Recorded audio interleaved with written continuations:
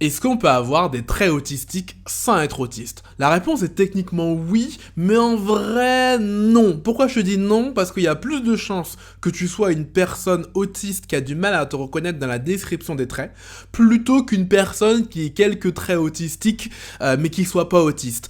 La probabilité, elle est très faible, et d'ailleurs, j'ai fait une conférence où je décris exactement ce qu'est l'autisme avec les critères, et il y a notamment 7 critères, et il faut 5 critères sur 7 pour être autiste, et en regardant cette conférence, une des personnes m'a envoyé un email en disant est-ce qu'on peut se reconnaître dans beaucoup de critères et ne pas être autiste? Alors pour répondre à ça, il faut déjà revenir sur les critères.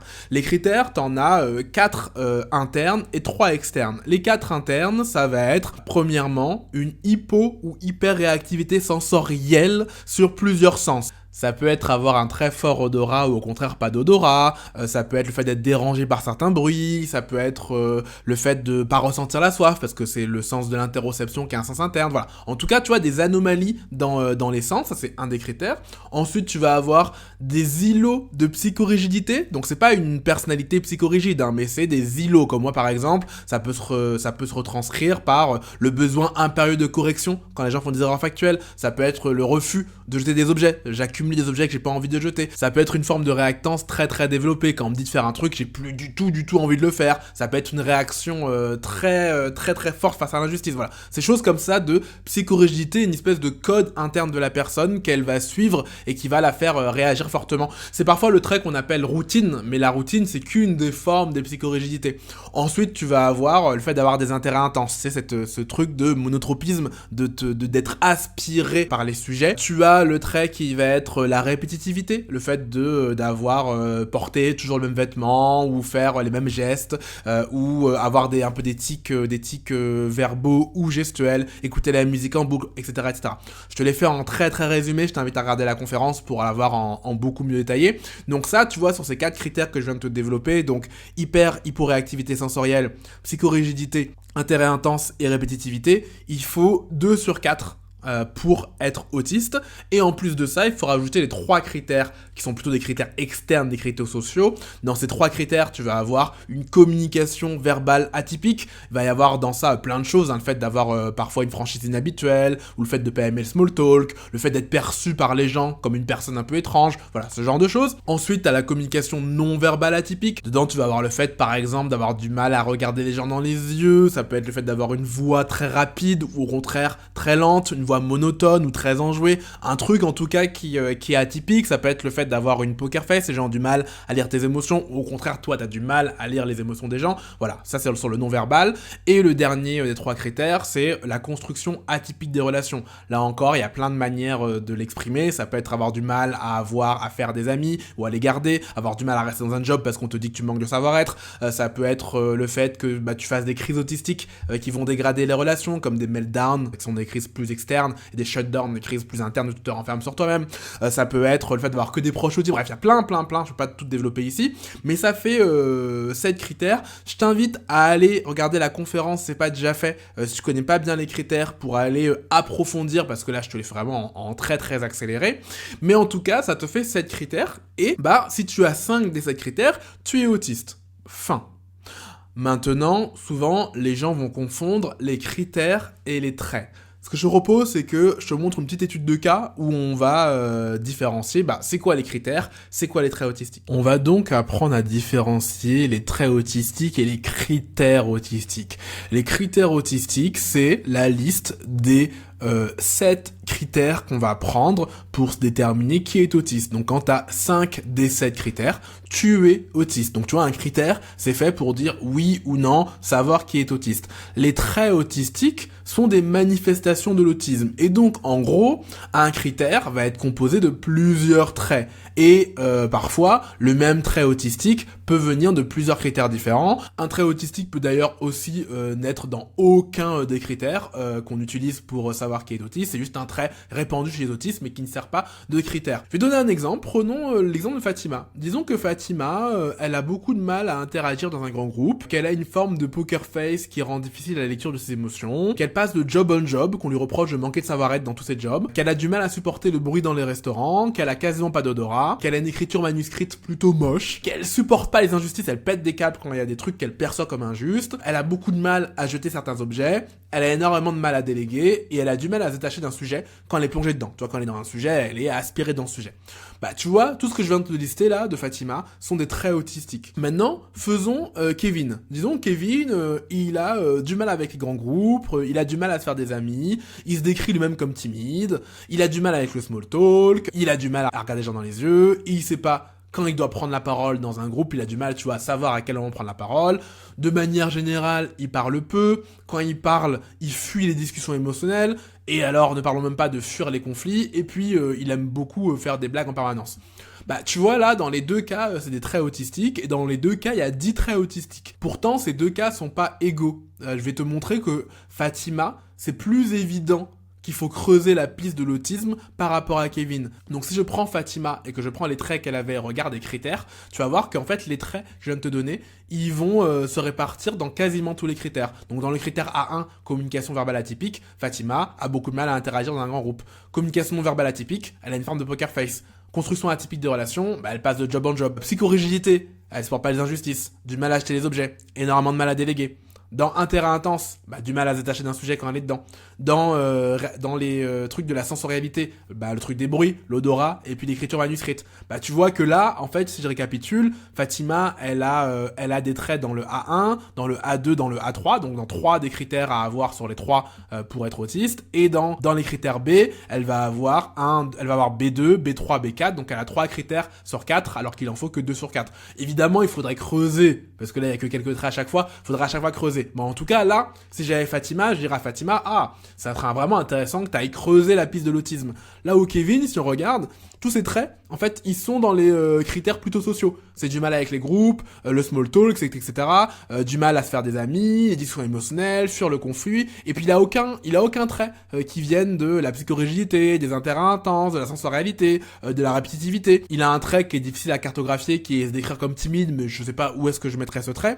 Bah, tu vois, là, Kevin, on sait pas si c'est une personne introvertie ou si c'est une personne autiste. Il faudrait creuser. Mais en tout cas, il est moins facile de se positionner sur Kevin que sur Fatima.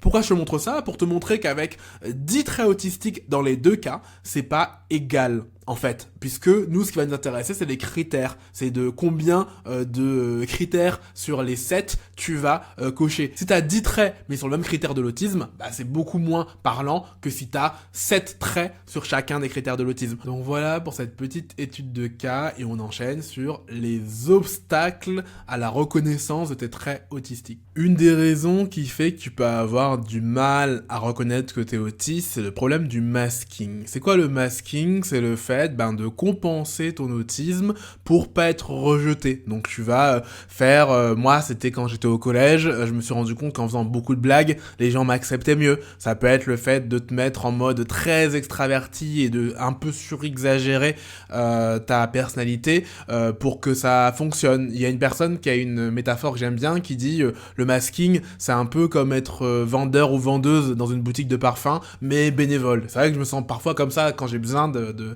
sociabiliser, je vais, tu vois, surinvestir ce personnage sociable. Mais il y a plein de manières, voilà, de faire du masking, de compenser.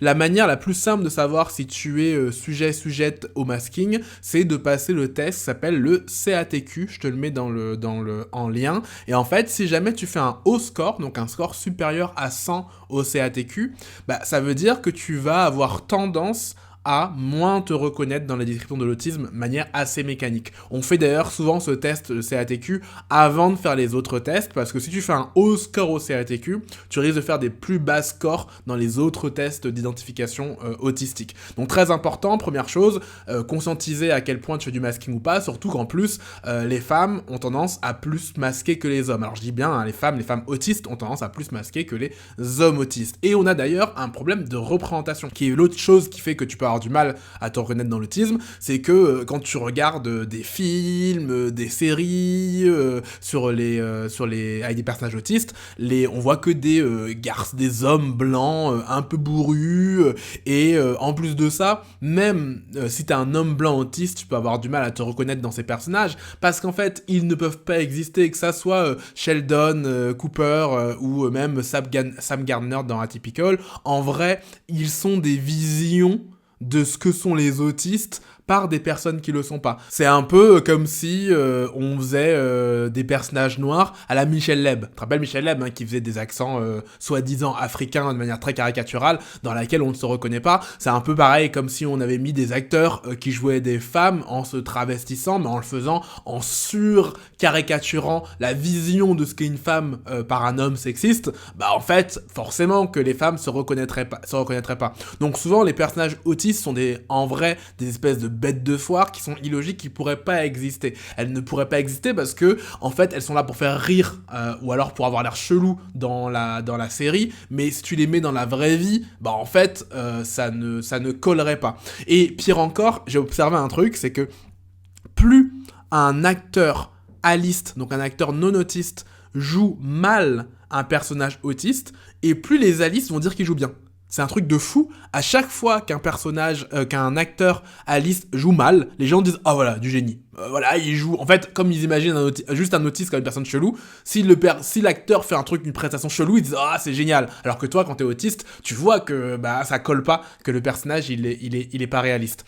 Autre problème, c'est effectivement le fait que... comme l'autisme a été décrit d'abord en se reposant sur des descriptions masculines, tu vas passer à côté de choses parce que la description que tu vas avoir, elle est masculine. Moi, typiquement, j'ai mis beaucoup de temps à repérer les femmes autistes autour de moi à cause de ces clichés. Quand j'ai commencé à comprendre l'autisme, j'ai immédiatement vu qui étaient les hommes autistes dans mon entourage. J'ai mis beaucoup plus de temps à voir les femmes autistes. Alors il y a plein de raisons. Il y a notamment un livre incroyable qui s'appelle The Lost Girls of Autism qui raconte justement à quoi ressemble l'autisme féminin, quelles sont les particularités, et elle liste plusieurs particularités. Une des premières, c'est que les femmes autistes ont tendance à être très sociables, à vouloir vraiment sociabiliser, ce qui va à l'inverse du cliché qu'on a sur les autistes, qui seraient des personnes qui n'ont pas envie de sociabiliser. Les femmes autistes ont tendance, au contraire, à être très sensibles au rejet social et à vouloir sociabiliser. Ce qui les amène, deuxième différence, à faire beaucoup plus de masking que les hommes, et en plus de ça, quand on les interroge, elles disent faire du masking pour échapper au rejet social. Là où les hommes autistes font du masking pour avoir le plaisir d'être intégrés. Donc en gros, les femmes autistes essayent de fuir la douleur en faisant du masking, là où les hommes autistes essayent de rechercher un plaisir en faisant du masking. Elles ont aussi tendance à plus internaliser leurs difficultés, ça je vois avec beaucoup d'amis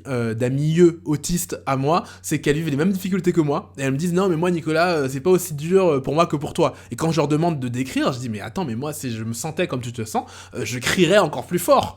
Tu as l'impression que c'est plus compliqué pour moi parce que je crie, mais je crie parce que je suis un homme et que j'ai le privilège de pouvoir crier ». Autre trait des femmes autistes, elles vont avoir tendance à avoir plus souvent le critère de l'hyper et hyporéactivité sensorielle. Donc des anomalies sensorielles, des difficultés sensorielles, des particularités sensorielles. Et c'est un problème parce que ce critère n'a été intégré dans le DSM, donc dans le manuel de référence de la psychiatrie, qu'en 2013. Donc en fait, plein de femmes autistes passaient à la trappe parce qu'on ne reconnaissait pas ce critère, qui est pourtant un critère omniprésent de l'expérience autistique. Et la dernière différence, c'est que, comme ce sont des femmes, elles ont tendance à avoir des intérêts intenses socialement acceptés. Elles vont déguiser leurs intérêts intenses pour pas faire comme les hommes autistes qui vont avoir des intérêts qui peuvent être parfois plus étonnants. Il y a un exemple que j'adore, moi, c'est l'exemple de Brie Vanderkamp dans Desperate Housewives, qui selon moi est autiste. En fait, elle va surinvestir des intérêts qui sont des intérêts intenses, qui sont acceptés dans son milieu social. Donc c'est la cuisine, c'est le rangement, c'est la propreté. Voilà, elle va surinvestir ce genre de choses.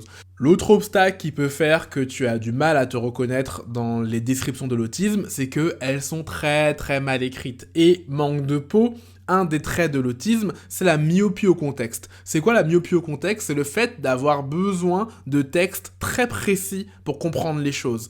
Parce que dans une communication, t'as le texte, t'as le non-verbal, et puis tu as le contexte. Les personnes autistes, alors pas toutes, mais les personnes autistes sont touchées par la myopie au contexte, ont tendance à surinvestir le texte.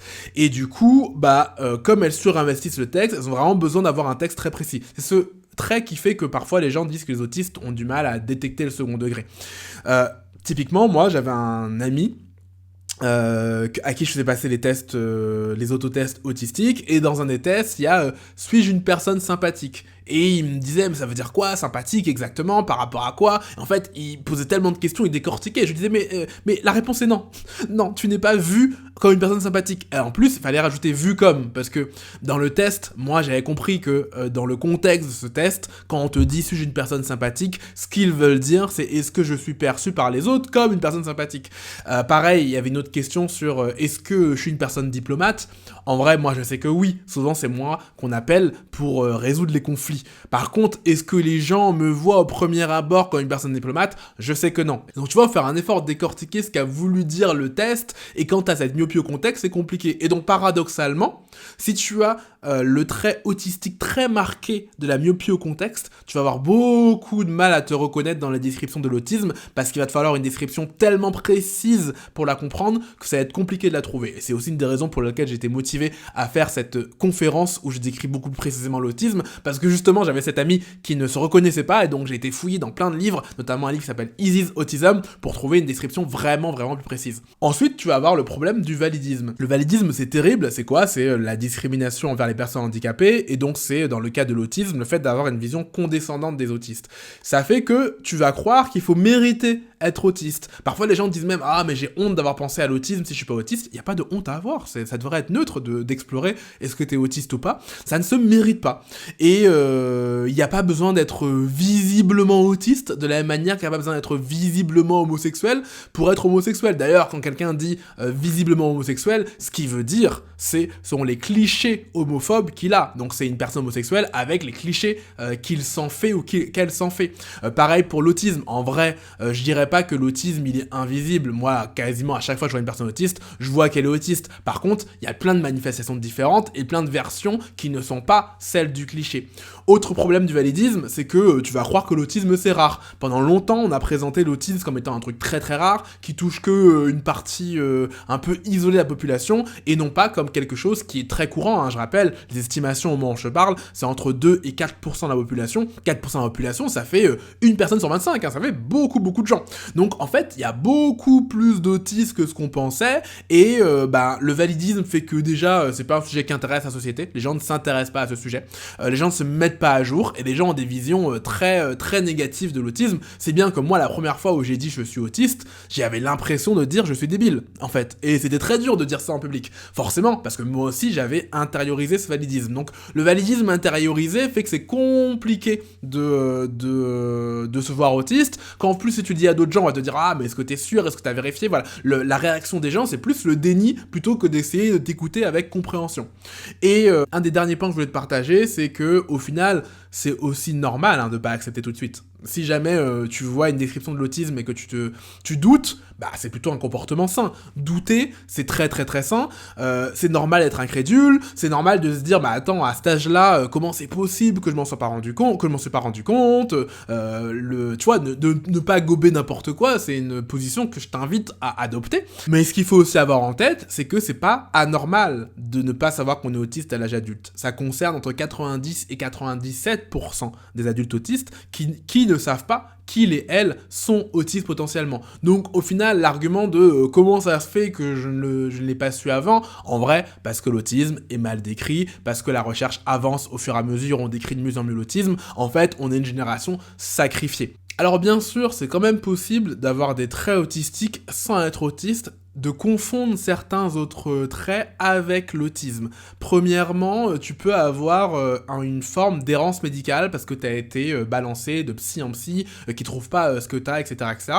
Et il se trouve qu'il y a des choses qui vont effectivement ressembler à l'autisme. C'est le cas par exemple du trouble borderline qui a des traits qui vont parfois ressembler à l'autisme, c'est le cas de la bipolarité qui va avoir certains points communs, c'est le cas des TOC, voilà, il y a plein de choses qui peuvent ressembler. Si jamais tu as le doute entre deux choses, pour te faire le cœur net, il y a une démarche qu'on appelle le diagnostic différentiel. C'est quoi un diagnostic différentiel? C'est de comparer deux choses. Je te mets un lien vers un site où tu as plein de diagnostics différentiels et qui va te permettre de dire ok, comment on différencie bipolarité et autisme. On va te montrer les traits qui se ressemblent. On va te montrer les traits qui se ressemblent pas du tout, et du coup, ce que tu vas chercher, c'est les traits qui se ressemblent pas du tout, et voir lesquels t'as dans les traits de l'autisme qui ressemblent pas du tout aux traits de la bipolarité. Donc en fait, ce que tu peux faire, si jamais t'as le doute parce que tu te dis j'hésite entre eux, est-ce que je suis bipolaire ou autiste, c'est d'aller regarder ce genre de diagramme différentiel. Et pour finir, il y a une notion qu'on a beaucoup donnée dans le milieu autistique, c'est la notion de cousin de cousine. Les cousins-cousines, c'est des personnes qui en fait avaient des autistes dans leur famille sans être autistes. Alors c'est une notion que je critique beaucoup parce que je trouve que les gens ont tendance à se dire cousin, cousine alors qu'ils sont autistes. Moi j'étais le premier à me dire ah ouais mais je dois être un cousin, ouais ma sœur elle est autiste. En fait souvent t'es juste autiste et tu vois que les autres dans ta famille sont autistes parce que c'est de l'extérieur et toi tu le vois pas pour toi. Donc en vrai il est possible d'avoir des traits autistiques sans être autiste parce que t'as des gens dans ta famille et que t'as un peu tu vois le phénotype autistique élargi. De manière générale, d'expérience, il est quand même beaucoup plus probable que tu sois juste autiste et dans le déni de ton autisme parce que, encore une fois, du mal à prendre du recul. On l'a vu, l'autisme, il est très mal décrit, il y a plein d'obstacles qui vont faire que tu vas te reconnaître ou pas. Moi, je ne me reconnaissais pas du tout dans les descriptions de l'autisme qu'on me donnait, notamment parce que je suis un homme noir et pas un petit garçon blanc, et qu'il y a plein de manifestations qui me parlaient pas du tout, jusqu'au jour où j'ai lu des descriptions précises, fondées sur le consensus scientifique, et surtout pas validistes. Pas condescendante, parce que moi, c'est un problème que j'avais, c'est que je disais des descriptions, j'ai trouvé insultantes, et du coup, je les rejetais en bloc. Ce que je te propose, c'est que j'ai fait une conférence que j'ai tournée, où je décris de manière précise l'autisme en me basant sur un livre incroyable qui s'appelle Easy Autism, où là, je vais vraiment te balayer les critères que je t'ai balayés au début de cette vidéo, que je t'ai fait en vraiment très accéléré. Je vais te les balayer beaucoup plus tranquillement, en 1 heure, où tu vas avoir le temps de dire, ok, ce critère, ça me parle, ce critère, ça me parle moins, et tu pourras te faire une idée beaucoup plus nette que juste avec la description rapide. Donc si ça t'intéresse, laisse-moi ton email dans le lien en description et je t'envoie la conférence pour te faire le cœur net. Ceci étant dit, tu connais la chanson, abonne-toi, laisse un like. Si tu veux commenter, il y a le lien vers une communauté Skool qui permet de faire des commentaires puisque j'ai désactivé les commentaires sur YouTube sur toutes mes vidéos. T'as aussi un lien vers ma newsletter quotidienne où je parle d'autisme. Et sur ce, je te dis à très vite. Merci de m'avoir écouté.